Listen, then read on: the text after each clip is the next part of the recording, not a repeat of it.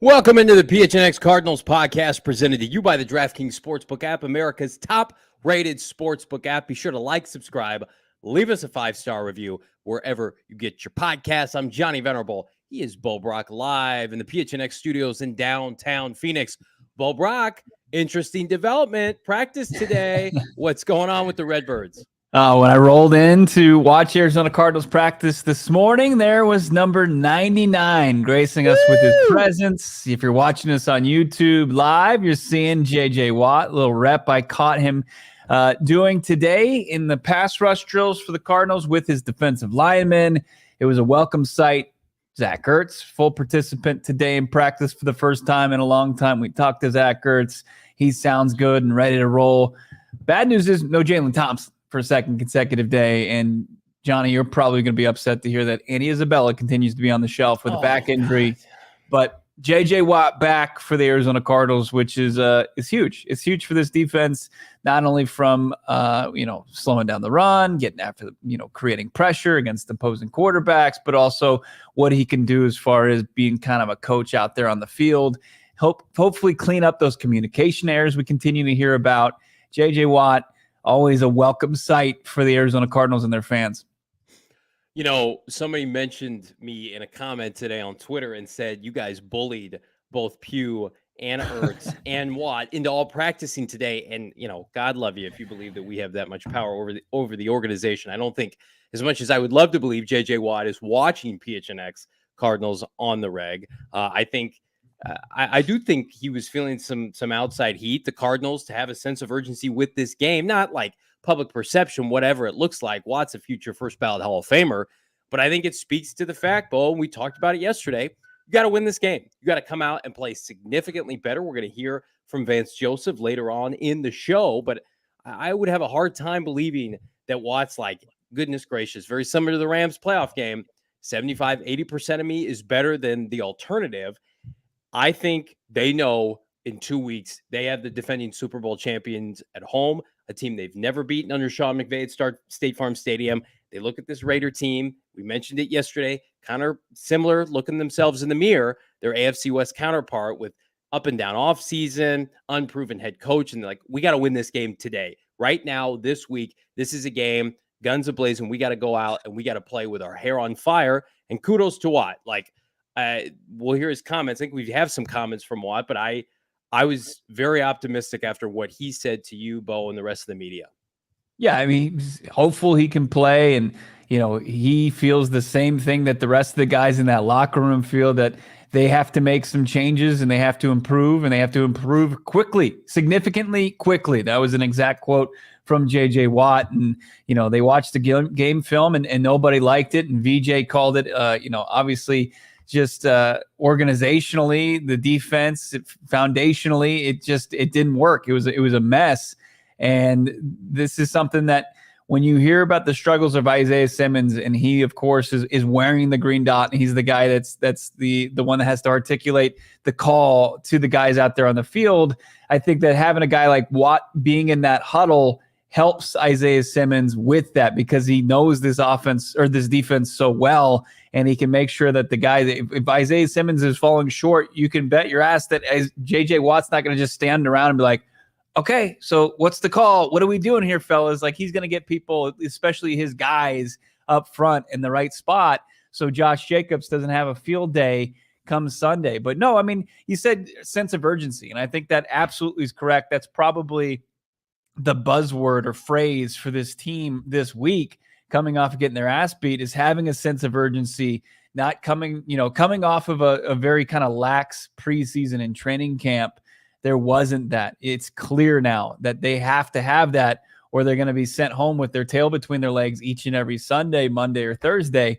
They've got to get it done. They've got to play at their highest level, because their margin for error is not, it's minuscule. And to get a guy like Watt back in there gives you a very minuscule improvement as far as, I think, the play on the field, but it gives them a boost nonetheless. And it needs to happen. And Watt's the guy to kind of be the driving force for that. Should we wave the white flag on Jalen Thompson potentially playing? You missed 2 practices during the week. That doesn't bode well. And the last critical practice or walkthrough, if you will, is tomorrow on Friday. He's got a toe Does that mean by default Isaiah Simmons slides into his role? I mean, how do you see that playing out for this Cardinal team that, I mean, week to week, they're losing a defensive back on average? First, it was Antonio Hamilton. Trayvon Mullen's got a thing. He's practicing kind of slowly, maybe. Now Jalen Thompson could potentially miss a game in which the Raiders, say what you want about them, have a nice passing attack with Darren Waller, Devontae Adams, Hunter Renfrow. Like, they need all the defensive backs they can get. What's the plan then to replace Jalen Thompson? Yeah, it's not great news as far as the defensive secondary goes. Vance said, it's not, obviously just following the tea leaves here as far as Thompson missing back-to-back practices doesn't bode well for him being out there on the playing field. But if anybody's there's a few guys that can miss practices or a full week of practice for the Cardinals and be right back in the starting lineup. And I think Thompson is one of those guys. I saw him at his locker today. He's walking around fine. He wasn't wearing a boot or anything. So that's a good sign for the Arizona Cardinals. But does that mean he can go out there and play the amount of snaps that we're used to seeing him play? The question about Simmons, does he look better further back on the defense than he did playing slot corner? I don't know. It's really going to be fascinating to see what they feel is a role after Sunday's ass kicking that he received, from especially from Travis Kelce and then Juju Smith-Schuster, what they feel like he can do and where he can kind of hang at the NFL level. Trayvon Mullen is still a big question mark. It's encouraging that he's been out there back-to-back days. So real quick, Bo, let me interrupt you. Did he get hurt after the Cardinals acquired him, or was he hurt when the Cardinals picked him up from the Las Vegas Raiders? Because it really was like seamless. They traded for him. He had that introductory press conference. He said, I'm going to play this weekend. And then he didn't. And so now it's come out. He's got a lower body injury. Like, when did that happen? Because I think that's been kind of skewed with Cardinal fans. Like, we traded for this guy. He's immediately gotten hurt. Like Cody Ford, we know he rolled his ankle, right, or his hamstring or whatever it was, and he immediately got placed on IR right after that final preseason game against Tennessee. Like, Mullen's been here for the hottest of hot minutes, and how could he even get hurt? Was it off the field? I'm confused by. No, I mean it's still from this offseason surgery that he had on his toe. Okay, so this is pre-existing. They knew this when they acquired him. Okay. Yeah, so last year he dealt with a couple, lower leg injuries, and the last one was his toe, which did him in and kept him to 5 games last year for the Raiders. And, they grew frustrated. Actually, he was on a Vegas radio show today. And I said, what did you guys do? Send us damaged goods with Trayvon Mullen. And the host said, don't even get me started on Trayvon Mullen, a former 2nd-round pick for the Raiders. So, you can make your own, whatever you want out of that comment. But as somebody who's followed this guy's young career so far, there's a ton of frustration, probably about the same level of frustration that we're having right now with Rondale Moore and his inability to stay on the field. But Trayvon Mullen was out there for a 2nd consecutive day. Like, he even got a little physical, he's hitting some pads today. You can find that video, I think, either on my Twitter or PHNX_Cardinals, where he's hitting, and that's encouraging. He was shadowing Byron Murphy, so he's probably going to take that role on the outside over when he's healthy. But biggest key is if he's healthy. Like, we've been talking all week, like a big help and boost to this defense is just getting another NFL caliber cornerback, back in the lineup. Like, we were encouraged what we saw from Marco Wilson, right? Quarterbacks, Patrick Mahomes, just over 50% completion percentage against Marco Wilson. He had 2 passes defended in that game. He looked solid. He had the fumble recovery. He had a pressure. He had a hurry when he blitzed, so you got to like what you saw from Marco Wilson, and then you like what you've heard from the Cardinals organization about playing Murphy inside, and that's his strength. So now if you could just find somebody to play outside, it would give a boost to this defensive secondary. You're already probably going to get the boost from J.J. Watt as far as the front 7. I mean, that's a significant upgrade over week 1. Plus, you got to think that the defense is going to be in a better mindset in week 2 than it was in week 1. You would hope so. It can't get any worse, right? You can't go any further than rock bottom. And the Cardinals, that's where they stand right now. Defensively, they are last in almost every major statistical category, including points allowed. And a couple comments here I want to get to. K.R. Gordon brings up something that I think a lot of people would respect and offer up, is Alford could come in, that being Robert Alford, and start. Why aren't we talking to him? Well, it depends on who you talk to. Steve Keim on Arizona Sports said he's focused, that being Robert, on family. But you watch Robert on his Instagram, on different social media platforms, looks like he wants to return to the NFL. So you don't really know who to believe. I would imagine, like anything else, it comes down to money, finances. The Cardinals got Rodney Hudson come out of retirement with a big fat check. So I would imagine maybe something could be done. But at this point, they're hesitant to do that. Mart, in the comments, speaking of the choir, Rondell Moore was injury prone in college. Cardinals should have known what they were getting when they drafted him. Of course, like, we can be upset at Rondell Moore, but this is who he is. Cardinals had an MO. There was a big red flag with him. If he had elite production for 4 years at Purdue, he would have been a first-round pick. He's very much a poor man's Percy Harvin, for better or worse, for this Arizona Cardinal franchise right now, and that's why you're riding with Greg Dortch, and I feel better about Greg Dortch than I did last week, and I felt good about him because Bo Brock, he's getting all the first-team reps with Hollywood and AJ and Kyler Murray. Classy, nasty, love that name. Why isn't Steve Keim making any moves in free agency right now? Well, it's depending on what kind of moves you want. We talked about it yesterday. Bottom of the barrel, scraping that 53-man roster, churning it out. That's the kind of moves they're making. They aren't making, the big ticket additions in free agency. And you could make the argument nobody else is going and calling Ndamukong Suh or Will Fuller or Joe Hayden or Chris Harris. I get that. But at the same time, not everybody's in position like the Cardinals. There was a great comment earlier in the chat said the minute we got Trayvon Mullen, you put somebody in a Cardinals jersey, you're automatically hurt. And I do think there's some truth to the fact that Cardinals are in a different position, I think, than the 31 other teams in the NFL. They have to win this weekend, in my opinion, and they've got more injuries than anybody else. So drastic times call for drastic measures. The Call of Duty stuff, there's some huge release. So I did a Zoom chat earlier today for a Raiders podcast, and I got a legitimate question on, is Kyler Murray going to be focused? Because I'm not into video games, but there's a huge Call of Duty update coming this weekend. And like the fact that that's even a narrative, I would imagine, Bo Brock, that motivates K1. And after his comments today, candid as he was about where this team is currently and how to get them out of this rut, I can't imagine that he's got, I would hope, anything on his mind other than winning on Sunday in Las Vegas. I hope his Xbox is just collecting dust. That's the most it's doing. Just take it away. Can we just get rid of it? Yeah, I mean, who's going to do that, though? Is Cliff going to go over there and take it away from his house? Like my mom used to do. I mean, like the fact that we have to have this conversation is the most absurd thing. Yeah, I don't know. I mean, we've seen them all at this point. There hasn't. When was the last time you stopped laughing at Call of Duty Kyler memes? I mean, it was funny in the beginning, and now it's just like, okay, like let's come up with something new. There's short jokes, and then there's the Call of Duty thing.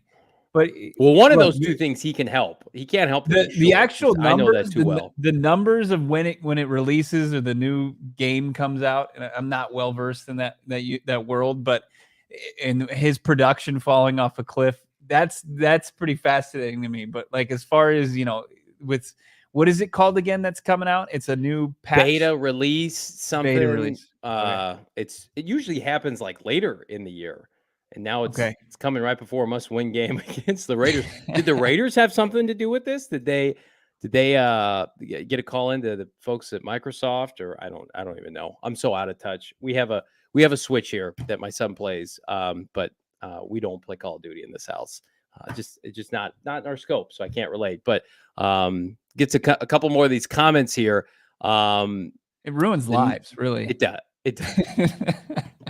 The narrative of K1's obsession, according to Blake, with playing video games is way overblown. I would agree with that. We know this man studies film way more than 4 damn hours a week. He doesn't help himself for sure, though. Well, and if you need an argument as to what he could be doing in the contrary, go look up Trey Lance right now on Twitter and see if you'd rather see Kyler there are worse vices to have, right? He's pulling a James Harden. But I think that's the last time we're going to talk about K1 and Call of Duty, at least in the short term. But Bo Brock, I want to ask you, we got an update. Go ahead. Real quick. Last thing about Kyler in this narrative, like I've heard from several players this week, most recently Zach Ertz today is saying, there's a difference in Kyler Murray since he got the bag, right? Yeah. Ever since he signed that $230.5 million deal. He said that Kyler Murray was the guy after the game on Sunday going around to individual players throughout the locker room saying, this isn't good enough. We're going to get better. Keep your head up. And he was the guy. He was going around. He was taking that leadership role. So it'd be sociopathic for him to go out there and, hey, we're going to get better. and then go and play video games all night the day before just because Call of Duty released their dumb game. So I think we're okay as far as he's not going to be, putting in DeAndre 8 hours where he's up until 4 a.m, getting to the stadium at 8. That I'm not worried about that. He's dialed in. So we don't feel good about potentially Andy Isabella playing. Rondell Moore likely won't play. What do you say about Justin Pugh's chances? So yesterday, Cliff Kingsbury, the liar that he is, the dirty dog, saying he's got a long way to go, but he practiced today, albeit limited. And we could take a look if producer Emma, you've got it, seeing the injury report now. Bo Brock, in your experience today at practice, give us predictions on who's going to play and who's not. So our guy Howard Balser actually talked to Justin Pugh, and so did Josh Weinfuss from ESPN.com, and he told both of them that all signs are pointing to him playing and being available come Sunday. So that's good news for the Arizona Cardinals. Cliff, can I just say real quick? Cliff literally told us yesterday he's got a long way to go. And that long way, I suppose, I guess, was only 12 hours. Right, and that's what Vance said about Trayvon Mullen, who was limited the last 2 days. So the Arizona Cardinals are getting healthier. I don't think there's a chance that Moore's playing. It's really fascinating that they haven't IR'd him, at least for the 4-week IR with a chance of designation to return. But I don't think that he's available. Really haven't seen much of him. Marco Wilson. Do you think they don't want to burn a designated return on Rondell? Probably. Or they would just rather carry him? Yeah, probably, because it continues even with the, his hamstring and Andy Isabella's back. It's still a deep position. You have to love what you saw from Greg Dortch. You're encouraged by Hollywood Brown, and you think that you're going to get AJ Green and Zach Ertz more involved this week. So it's still a position that they have depth at as far as playmakers go. So when you look at this, like Calvin Beacham's healthy. He just had a rest day yesterday. So Rodney Hudson, they're good to go. Ertz this was his first full day of practice. He's good to go. Jalen Thompson's the biggest concern, I think, for this week going forward. Can he overcome that, whatever his toe issue is, and get back at the back end of that defense and be the guy that they envision him being, continue to be, when they gave him that extension just a couple weeks ago. Hoping and praying we see some rookies this Sunday active. Myjai Sanders, Trey McBride, healthy scratches. We will see. Yeah, that's unfortunate. I asked Vance. I said, Vance, what's it going to take for Myjai Sanders to be active on game days? And he said, the same thing that Cliff told me yesterday with Trey McBride: keep coming, keep developing. But Vance said it. He said this: they have to earn their trust. They have to earn the coaching staff's trust. Cameron Thomas, to get more snaps, he has to earn the coaching staff's trust throughout the week of practice, and that's just concerning. This is just a coaching staff that is. They just don't play rookies. They don't trust them to go out there. They don't want them to learn from their mistakes on the field. They don't want them to go out there and just fail, where I think, there's some huge value to that. But the Arizona Cardinals, obviously, there's the sense of urgency, and then there's like this not want to play guys and let them learn on the fly. It's really kind of a weird thing that goes on throughout this organization. For those asking, I think Cameron Thomas was outplayed by Myjai Sanders on defense in training camp and in the preseason, but I would assume Cam Thomas is playing on Sundays because of his ability to play special teams over Myjai Sanders, because he did not log any significant snaps with the starting defense. I don't even think Thomas played special teams on Sunday. I think he got like 4 snaps at the end of the game. And they were all. He had a really nice preseason in kick return. He did. And so I just assume that that's why he's on the team. A little bit more versatile, but Myjai Sanders, a little bit better rushing the passer, as we saw in the preseason. A lot of good comments here. We want to get to them. Sanders and Thomas, greater than Kennard. Devon Kennard, to me, we've talked about it ad nauseum. There's just so much of a ceiling with him, especially with rushing the passer, for a team that got 0 sacks last week. And frankly, the Cardinals were not close in any particular aspect. I can only watch so more middling play at outside linebacker from everybody not named Dennis Gardeck and Marcus Golden to want to make a change. And we'll see. Maybe Steve Keim forces the hand, maybe not. Isaac Fontes in the chat. Hope I'm pronouncing that correctly. 10-7, 11-6. My Cardinals going this year. Y'all keep doubting us. We don't doubt. We're just putting some stuff out there. We're going to get back on track and start winning again. Go Cardinals. Would love that. And again, no better time than the present, Isaac, to be able to get this dub. And in the meantime, everybody, want to remind you to get your COVID-19 vaccine. They're free for everybody 5 and older. If you want to come and hang with us, Bo's going to tell us a little bit more about the event we've got this weekend. But we want to make sure you're happy and healthy ahead of time. Those 12 and older are eligible for the COVID-19 booster. All you got to do is visit azhealth.gov/find vaccine for a location near you. You can't get anything good for $5 anymore. You can't even get a Subway sandwich foot long. The $5 football long is a thing of the past, but you can get a ticket to our watch party for just $5. That's it. Nice. $5 per ticket at our Four Peaks watch party. We're watching Arizona, Vegas. 12:25 we're hanging out. That's right. Not 12:30, not 12:20. 12:25. Be there or be square. September 18th, this Sunday, Four Peaks 8th Street Pub. We're going to be hanging out, watching the game. $5 per ticket, 1 beer, cards, ticket giveaways. That's what that $5 ticket's going to get you an opportunity to do. PHNX, Four Peaks. It's just the magical partnership that continues to churn out great events like this. We had an awesome time watching ASU despite the loss last weekend. We're going to have an awesome time watching the Cardinals take on the Raiders, and we got a 220-inch screen to watch it on. Check out the link in the description to get your ticket. Got to be 21 years or older. Enjoy Four Peaks beer. Got to enjoy it responsibly as well, Johnny. Absolutely. We're excited. And if this video, let's put a little wager on this. If this video gets to 100 likes, we tried this last week. We had a little technical difficulties at the Lola with our post-game or with our tailgate show on Sunday.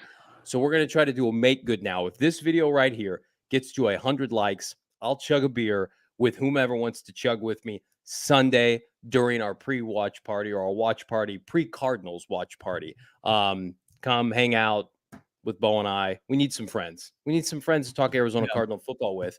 Will I chug a beer for 2 card sacks? Sure. Yeah. But I'm thirsty for beer. I'm thirsty for likes. Smash that like button, subscribe to PHNX Cardinals, and subscribe to PHNX Sports. All right, more practice updates with my guy Bo Brock. Zach Ertz probably looked the best Bo Brock than he has since re-aggravating his calf. Do you think expanded role for Big ZE this weekend? Yeah, what do you have, like 60% of the snaps offensively last week? He really did. He wasn't a factor in the first half of that game. He had the 2-point conversion at the end. I expect him to kind of be a full go. It lessens the chance that we're going to see Trey McBride, which is unfortunate and still puzzling. But Zach Ertz being, close to full strength, and that's what it sounds like. He trusts where his calf is, and that was something that he didn't have a couple weeks ago. And now he's confident against it in it. And then you hope that his workout partner, J.J. Watt, is the same on the defensive side of the football. So yeah, that's definitely encouraging. And the Justin Pugh thing is another thing where you saw that inside pressure that Chris Jones and the Chiefs were able to get.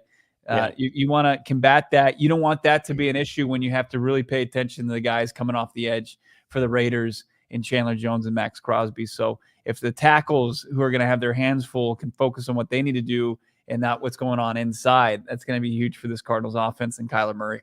Yeah, everybody talking about maybe a get-right game for the defense. I'm not sure I'm buying that. I think it's a get-right game for the offense. I think it's going to be the offense that we need to see for this team to be competitive as they attempt to make a playoff run this year. Because really, outside of Rondale Moore, this is the unit that you expected to begin the season with. You invested a premium amount of money, making Zach Ertz the top 5 to 7 tight end, and he was fantastic last year, the most targeted tight end in the NFL when the Cardinals made that modest trade for him. Hollywood Brown, it sounds like via K1 yesterday. Bo Brock, they want to target him more. Absolutely. I thought they got away from James Conner too much. So running awfully physical, maybe mixing some Eno Benjamin. And you mentioned it, like the combination of Justin Pugh potentially being in the lineup. You told me yesterday, it's like, let's not cut him because the alternative is garbage time, right? And then Rodney Hudson, I really do believe, like, Rodney's going to have to play himself into shape this year. So every week we should see that unit get a little bit better, start to gel a little bit more. I thought Will Hernandez was easily the best interior lineman. Who would have thought we would have said that dating back to our time in March when they acquired Mhm. him. But I think this is the week where Cardinals push around the Raiders defense. They get theirs, and it'll be up to the defense. Can they just bend but don't break? That's the Vance Joseph mantra of, pressure's going to come, but at the same time, they're going to give up a ton of yards, right? Mhm. Surely with the way this cornerback room is situated, without a ton of veteran presence and bodies going down left and right, I think it's imperative that the Cardinals get off to a fast start offensively. And I am pleading with Cliff Kingsbury, if you win the toss, elect to receive. Yeah. We do not want to defer. We do not want to give the Cardinal defense an opportunity to go out there first and set the tone in the wrong way, like we saw at State Farm Stadium Yeah. last Sunday, Bo. That was head scratching, wasn't it? When the Chiefs lost the toss and then the Cardinals they kicked them the football. It was strange, and then there was no looking back for Mahomes and crew. And now, would you ever we're encouraged obviously with Will Hernandez at the right guard spot? Would you consider moving him to the left guard spot? With all that pressure coming in, I know it's not his blinds. I mean, it is his blind side. Like, Now, I don't think it matters. no, No, because at the end of the day, like Cody Ford was practicing at left guard. If Pugh goes down, like that's what he's going to play. yeah, And I like the idea. Like, I mean, you can flip a coin who's going to be better on a given Sunday, but I like Will Hernandez being between Beachum and Rodney Hudson. That's just, and I don't want more change, right? It's like we talked about at cornerback. Like Simmons should not play slot corner. Like get Byron Murphy to play slot corner, and then just be susceptible to not having good outside cornerback play. Don't have this trickle down effect, this domino effect with moving all these pieces. Just put guys in positions where they're comfortable with, and then you just have one kind of glaring hole instead of like seven. So I'm all for Will Hernandez staying where he is. And again, Cardinal offensive line probably didn't play as bad as it looked initially. I think it was a little bit of Kyler Murray, and then certainly a backup playing left guard and Rodney Hudson not looking great. I would be very, very disappointed knowing that the Raiders' defensive tackles are not great. Their linebackers do not feel particularly well. They're slow. I would be very disappointed if the offense did not get theirs. This is a game in which, I mean, the Chargers basically did whatever they wanted offensively last week. yeah, they did, and it's a bounce back opportunity. And Derek Carr couldn't take care of the football, and somebody who they said was washed, Khalil Mack, proved that he's not. And it's a good opportunity for the Arizona Cardinals to kind of show that the guys that they wanted to move forward with, like Marcus Golden and the young rotation of pass rushers, can get to the quarterback and create pressure, maybe back off the blitz a little bit, because Derek Carr has been good against the blitz in his career, and you don't want back-to-back weeks where it's the writing's on the wall as far as pressuring those quarterbacks with exotic blitzes and getting burned by it. I saw our guy 91 Clay Comb ask about that. Did we talk to Vance about the game plan? And he did, and he didn't give too much insight on why he decided to dial up as much Imagine that. pressure. Yeah, I mean, he was pretty candid. I mean, he said operationally it was just it was a mess. It was a combination of the Chiefs being on top of their game and the Arizona Cardinals being the furthest thing from that, just being bad overall. And he was not obviously nice as far as how he described Isaiah Simmons' game either. He says that even Isaiah will admit that he had a shitty game and that he needs to bounce back. But he said, you're damned if you do, you're damned if you don't with Mahomes. But the literature, the statistics will tell you differently, that you blitz that man and he's going to make you pay. And he did, to the tone of 5 touchdowns last week. So I don't think Derek Carr's got that in him. I mean, he could certainly go over 300 yards again and find 3 tutties with his array of receivers and Waller. So it's going to be big bounce back. But I hear what you're saying about the offense, and I'd love to see them. And this could be something that we do every week and they don't do it continually, is get the run game going. I mean, James Conner, he had the touchdown last week, but for the most part was a forgotten man. I mean, it's because they're chasing 2 touchdowns pretty much right out of the gates, but it'd be something to help that defense win the time of possession a little bit, get things going. I think it would certainly help Kyler Murray and subdue it like a pass rush. Like, I was watching what the Chargers did, Johnny, and you would think with Herbert, all the things he can do throwing the football, the first play from scrimmage, they went right at Chandler Jones. And that's something that we saw opposing teams do against the Cardinals for so long to kind of combat his pass rush skills, is they ran at him because he's a notoriously bad run defender. And I think the Arizona Cardinals should probably take that part of the game plan from the Chargers with James Conner. And I think James Conner, I've been seeing this, especially today. You see the matchup screen about, quarterback, wide receivers, running back, defense, and all that. They keep on giving the edge to the Raiders and Josh Jacobs at the running back position. I think James Conner's the better running back in this game. Yeah, I would agree with that today. And to your point about Chandler Jones, this is a big perception game, not only for the Cardinals, but for their front office. If Chandler Jones is the reason this team starts 0-2, if Chandler Jones goes out and has a 2 to 3 sack performance and makes an imprint on this game, and there you are with the Arizona Cardinals, cannot pressure the quarterback. You had the money to resign him. Whether or not that was the right decision, we're going to tell over time. I mean, most people feel like it was the good move to let him move on. But, I mean, you look at the roster right now, they are not as good a pass rusher without him. And for him to be able to have an opportunity to have you start 0-2, I mean, whether that's fair or not, and different dynamics of the game may turn out otherwise, like that's going to be a headline Sunday night, Monday morning, if the Cardinals suffered defeat and Chandler Jones plays a big part in that, because you very well could have kept 55 on your roster with something as easy as a franchise tag. You could have said, we're just going to buy ourselves one more year. We're going to buy some time here. And instead you said, no. We're going to bring back Marcus Gold. We're going to draft a couple guys, but then they don't play on defense. So it's a cruel reality for them. If your rationale for not paying Chandler Jones was you got to get more snaps for Devon Kennard, somebody you've cut twice in the last 6 months alone, Victor Dumakeji, who I like, but I mean, he's not Chandler Jones.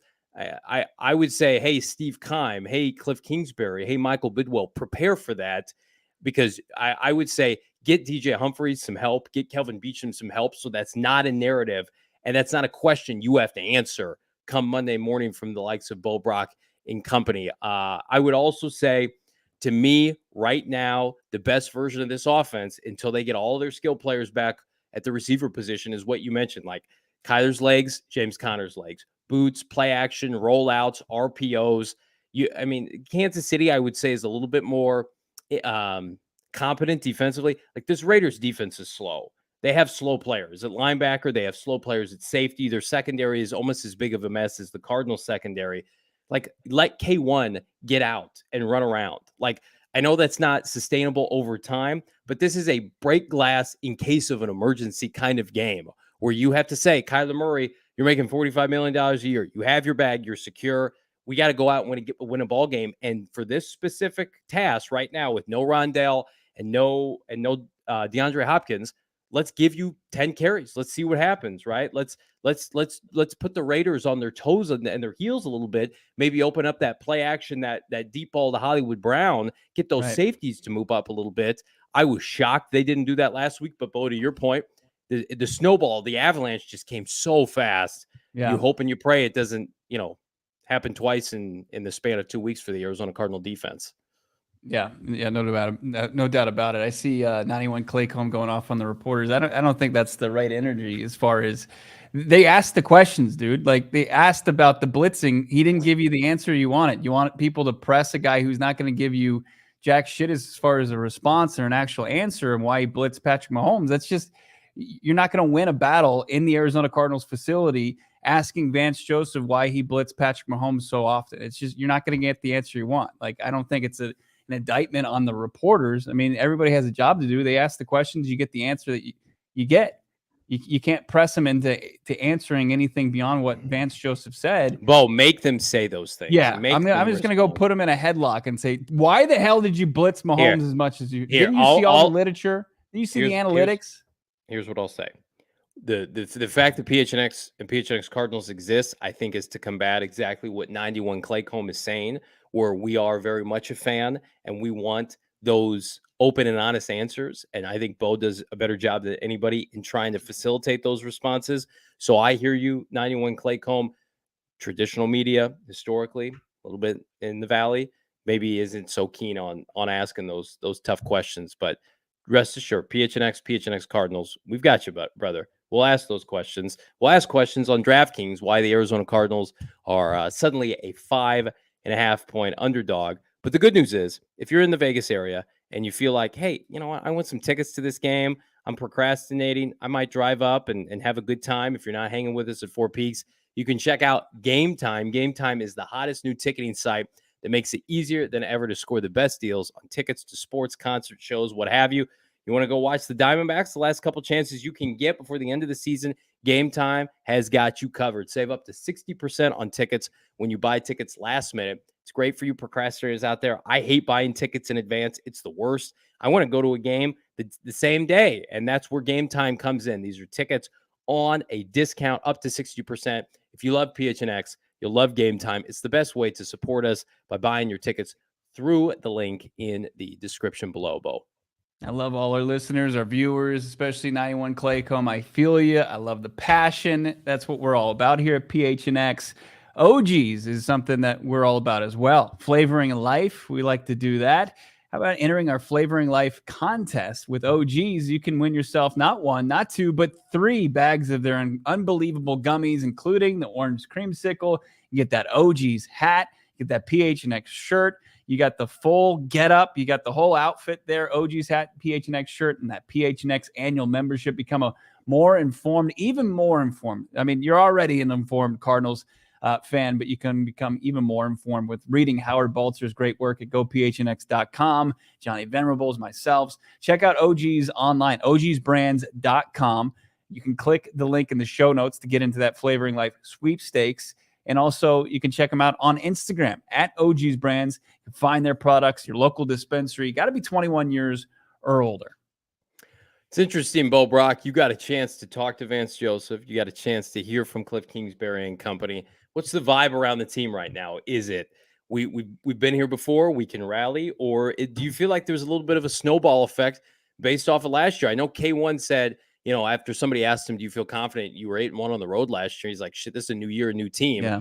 I don't know. Is there a little bit of a cloud over this team right now? Can you sense a little bit of uptightness from the Cardinals and company? Yeah, no doubt about it. I think that's the only way that's going to go away is if this team wins a football game. You kind of got a little relief at the end of last year when they won at Dallas, but then it was right back to it. Another loss to Seattle and then a loss to LA. And, that's the stench right now. That you can say you turned the calendar from 2021 to 2022, but, they really are struggling. And we talked to Hollywood Brown today, and Hollywood Brown, all the questions are about, where the focus is in practice. And this is what, Hollywood Brown had to say. Definitely. There's been a lot of high energy, a lot of plays being made on both sides. So we're excited. He didn't say much, obviously, but that's been kind of the consensus. That's what everybody's been saying. Everybody's been more focused, more detail oriented, high energy. So in the 2 practices really so far to this week, it's been encouraging coming off of training camp and the first week leading up to the Kansas City Chiefs game. So that was just kind of an echo around the locker room. But I still things aren't snowball. It's not going to stop from getting any bigger until the Arizona Cardinals really put a stop to it with a win, a dub against either the Raiders or the Rams or the Panthers. I mean, it's one of those things where they need to figure it out. And you've got a fan base, you've got the Raider Nation that's for the first time in a long time excited about a team that just came off a playoff appearance, that had a couple big additions in Devontae Adams and Chandler Jones in the offseason, some big extensions to Derek Carr and Max Crosby. They have very high expectations, probably too high. And the Arizona Cardinals have to go into that hostile environment, and they have to pull off a dub. Like, that's the only way you slow it down. Like, the odds are stacked against you, and they're going to be stacked against you the next week against LA, and then going and playing East Coast time against the Carolina Panthers, despite what a wreck that organization is. And it's going to be imperative for them to get that win this weekend. Yeah, I agree with Isaac in the chat. He says losing Jones hurts. Let's be real, people. It does, because it's like you try to balance the notion of we'll build for the future. We don't want to invest in old players, but there's no doubt Cardinals are a better team this weekend with Chandler Jones a pass rusher than they otherwise would be. And when you're in a situation like this, where you're trying to buy equity with your fan base and convincing people, hey, we're gonna make a playoff run. We're gonna be a playoff team this year. Vegas told us before the start of the year this is a playoff team, and now you've got 0-2 staring at you if you come away with a loss on Sunday. You want Chandler Jones a part of your locker room. You want Chandler Jones a part of your starting defense. So I don't know. The offseason is so long and drawn out and hypotheticals left and right. And we want to believe all the draft picks are going to be future Hall of Famers. But at the end of the day, I think what frustrates fans, and we talked about it, Bo Brock, yesterday, was just Steve Keim, it felt like, used to be in the business of acquiring talent no matter what. Like, yeah, sure, he'd supplement here and there in his draft picks, hit or miss, more misses than hits, unfortunately. But it's like, how can we put together the best 53-man roster to survive an NFL season, to go out and win? And it really does feel like this is the first year in his long time. He's been the GM since 2013. And it used to be reinforcement after reinforcement after reinforcement. June, July, August, adding pieces, adding players. There were very few times last year where you would go in a game and you would think the Cardinals don't have as much talent as the other team on the opposite side of the field. Most times Cardinals had more talent. They were stacked. They had a bunch of Pro Bowlers, right? Mm-hmm. Even when guys went down, they had guys to supplement, fill in, right? And you lose Chase Edmonds and Christian Kirk, who are off to banger starts, and Chandler Jones, who's a historic player for your franchise, and you have no contingency plan.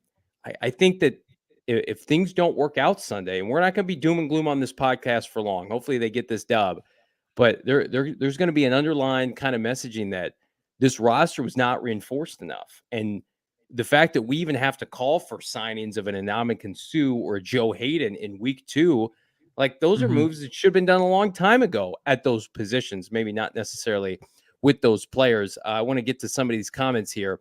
Osmar in the chat says, saw an interview where Devontae Adams' grandparents are going to watch him for the first time on Sunday. RIP our corners. I think RIP our corners anyway, Osmar. Bo Brock, if you had to guess who is on Devontae after he just schooled Asante Samuel Jr. last weekend, what would you say is the Cardinals' best matchup outside? Man. There is no wrong answer, by the way, unless you say I don't. I would probably say I'll just go with Byron Murphy right now, just by default. I'm encouraged by Marco Wilson. I just don't want to. I want Marco Wilson to continue to string together some solid games, and to give him the assignment right now, Devontae Adams, is too much.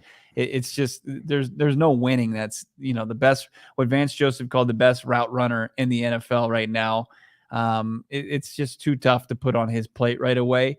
So I would let him kind of focus on taking out wide receiver 2, and we'll see who they put in the slot and who's going to cover Hunter Renfrow, and then who's going to cover Darren Waller. I mean, it's just going to be, it's a tough matchup. Renfrow didn't have that big a game in week 1. We'll see if that's something he can rebound after having such an incredible year, earning himself a big extension this past offseason. What do you have? Only about 20 yards. So, yeah, Devontae Adams, is he one of those guys where you let him eat maybe, and then you just try to take the rest of the offensive skill players out of the game? I think that might be what the Chargers did, and that might be the best game plan for the Cardinals defense. I think Byron is the logical assignment, number one, because he's your most senior cornerback right now, and I think the Cardinals need to know what they have in preparation for paying him or not this offseason in 2023. And also, I just think Byron's skills, physical, Devontae, I mean, he's a burner, but not a traditional burner in the sense. Like, Byron can keep up with him, you would think, try to be physical, and then, let Marco Wilson go for the second and third tier options, and, let the chips fall where they may. Will we see Jace Whitaker in the secondary? I hope not, but I'm hopeful that you're right about Jalen Thompson being the kind of player who misses practice all week and then comes out and guts it out, because the Cardinals need a bunch of players to gut it out on defense if they want to, have a good showing. And you're going to have a good showing if you head on over to the PHNX merchandise locker. Check out our brand new shirt. It's the Hollywood sign. I said the Hollywood Hills sign for so long. Bo keeps correcting me. So I'm going to say the Hollywood sign on Camelback Mountain. The best shirt going at PHNX right now, PHNX merchandise locker. You can get this shirt for free, Bo Brock, if you sign up for a year membership at gophnx.com, or if you just want to dip your toe in, 99 cents for the first month, $8.99 for the subsequent months. Cardinals don't have a ton to celebrate after week 1, but the play of Hollywood Brown is one of them, Bo Brock. Yeah, we talked to him. We asked him, Kyler said he wants to get you 10 targets in a game. How's that sound to you? And he didn't really bite. He didn't take that at all and say, hey, I'm going to go and put up these monster numbers, or I like that.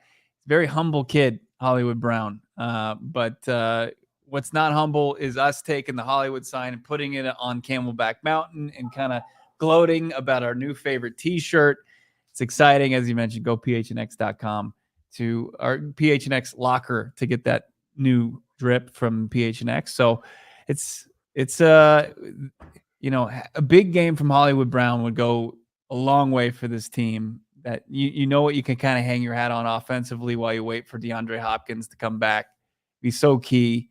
We're expecting more, hopefully setting the tone on the ground, as we mentioned earlier, get James Conner involved early on. And as you said, if you get the opportunity to start out on offense, why not take it? It's good. It would be so huge to set the tone. They need to just continue to change the tone. They can do it on a more micro level. And that's just by taking the ball, putting it in your strongest, groupings hands early on and going with that offensive side of the football. Do me a favor, everybody. Like this video. Again, we'll chug a beer with you Sunday morning at Four Peaks Brewery. We're having our official watch party for Cardinals at the Raiders. Emma, one more time, if we could, for that lovely, lovely graphic.